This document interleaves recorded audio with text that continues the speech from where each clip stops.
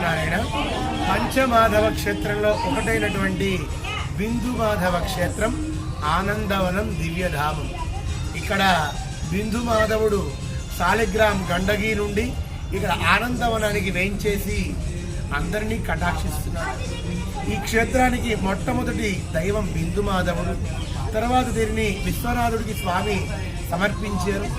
అక్కడి నుండి కాశీ విశ్వనాథుడి క్షేత్రము అలానే కేశవ ఖండంగా 2 ఖండాలుగా ఈ కాశీ క్షేత్రం విరాజిల్లుతోంది.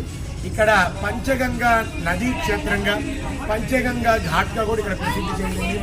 ఇక్కడ బిందు మాధవుడు, ప్రయాగ్లో వేణి మాధవుడు, పిఠాపురంలో కుంతి మాధవుడు, సేతు దగ్గర సేతు మాధవుడు, శ్రీరంగంలో సుందర మాధవుడిగా పంచమాధవుడిగా వేయించేసి ఉండి మనల్ని అనుగ్రహించేటువంటి దివ్యక్షేత్రం. కాశీకి పూర్వనామం ఆనందవనం. కాశీలో మొట్టమొదటి నుండి ఉన్నటువంటి దైవం బిందు మాధవుడు.